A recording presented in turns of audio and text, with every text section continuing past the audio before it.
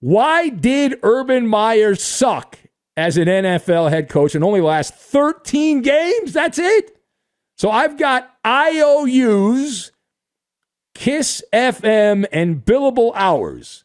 And we will tie all of these things together. And we are going to make a nice pink slip because that's what Urban picked up there, the nice pink slip. So, this is not brain surgery. It's pretty simple. If Urban Meyer had won, then everything that he has done would have been pushed to the side. It would have been rationalized as, well, it's just Urban trying to change the culture in Jacksonville, and it was a little bumpy, and they'd write books about how Urban went through a lot of turmoil, but he won. You always go back to wins and losses. Wins and blankety-blank losses.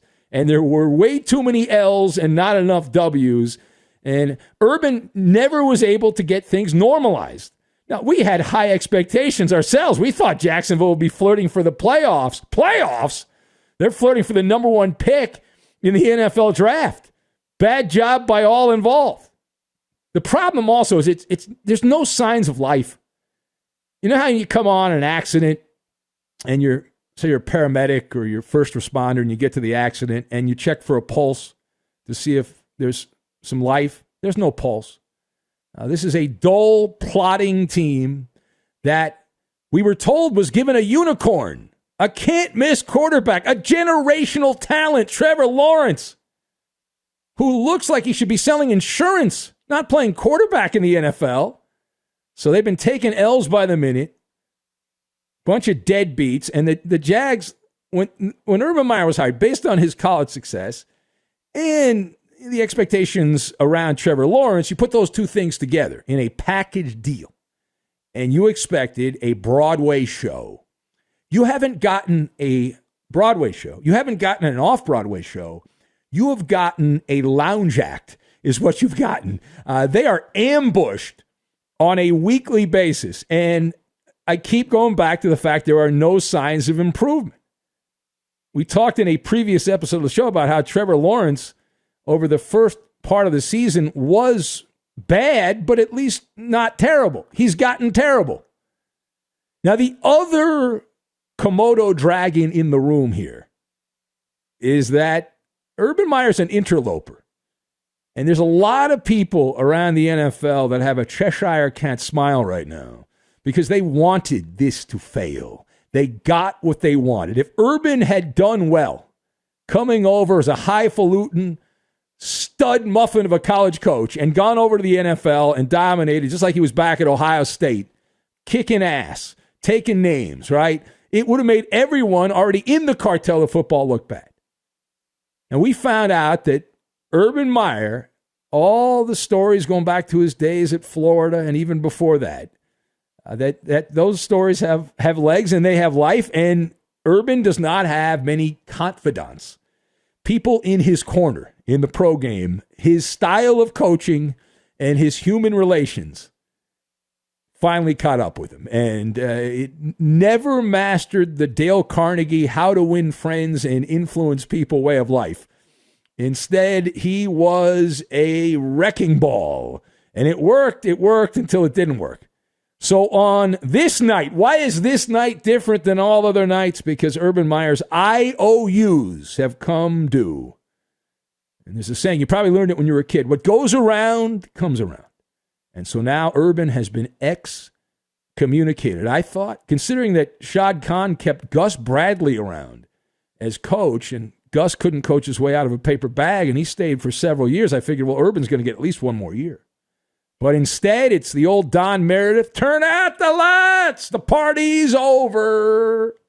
Now, part B of this, while a spectacular failure, so bad we're all rubberneckers checking out the damage as an NFL coach, it was not a total washout. I will push back on those that say this was an abject failure in every possible way, because Urban Meyer provided those of us who do what I do with a year of provocative talk radio.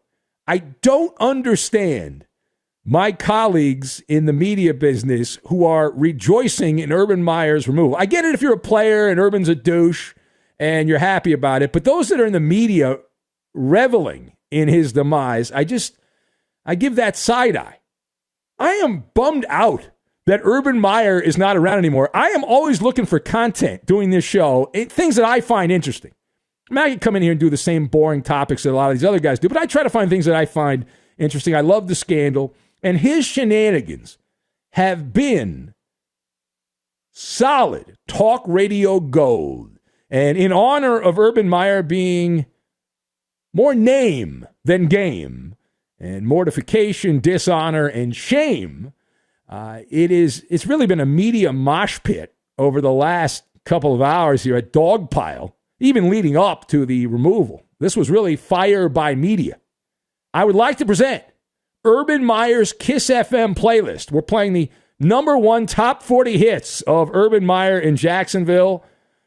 How about wide receiver Marvin Jones? Apparently yelled at Urban Meyer and had a hissy fit and left the Jags facility over a kerfluffle. Meyer then called his assistant coaches losers during a meeting. Of course, they all are losers. Urban's a loser also.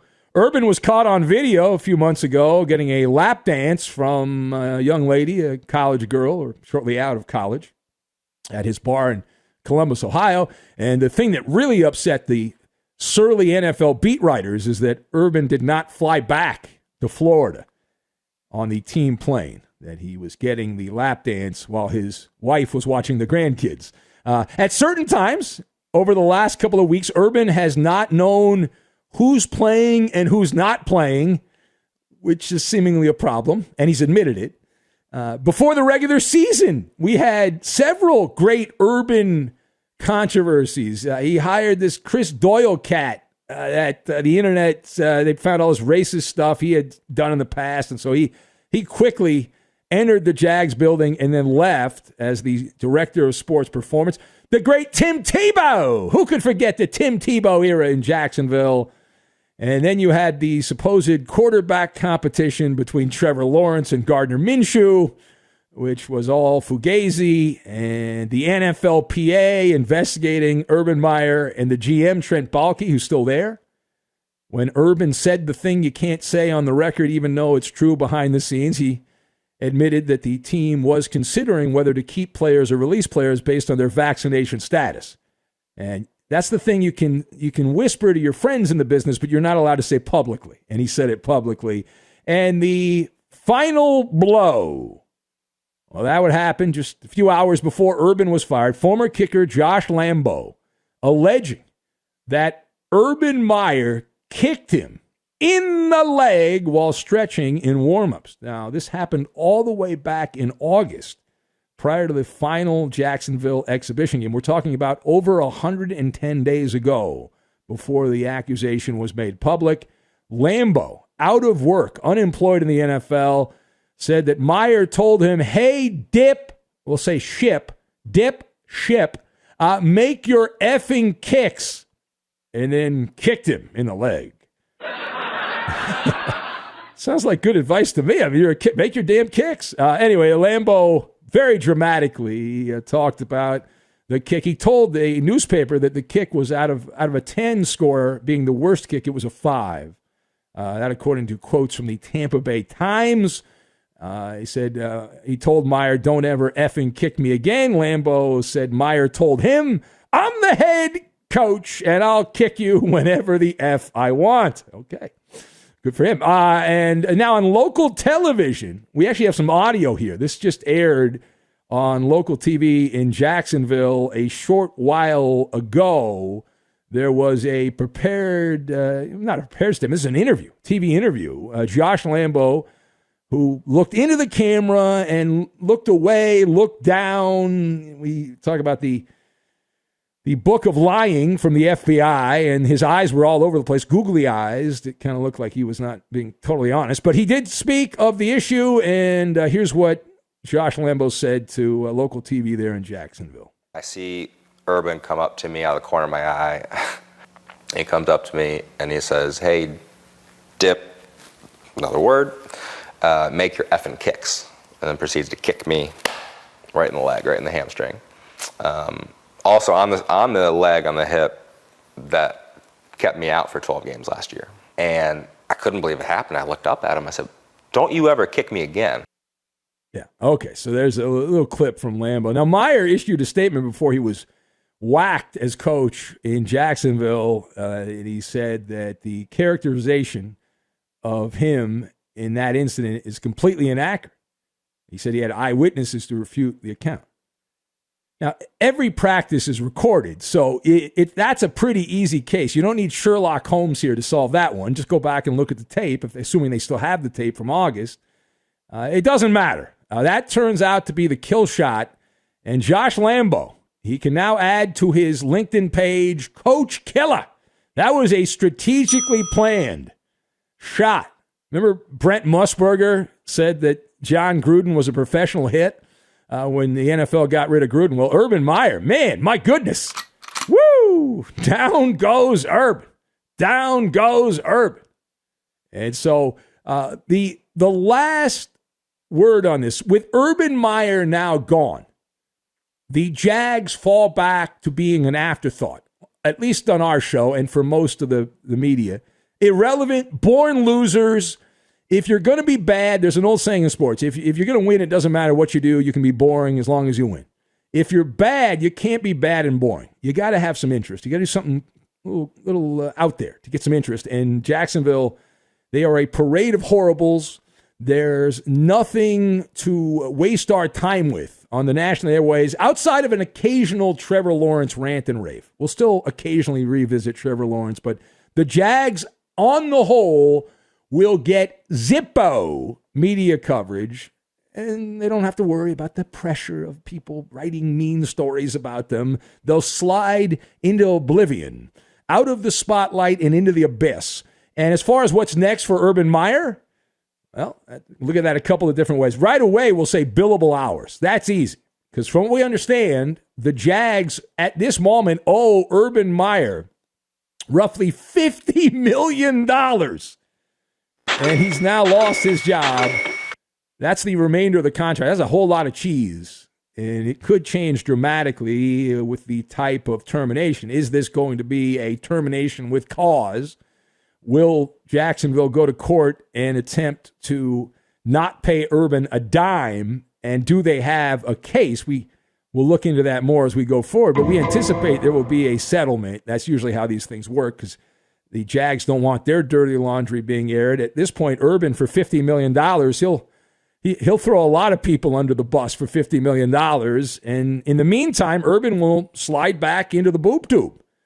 He'll be on a television near you in the blink of an eye.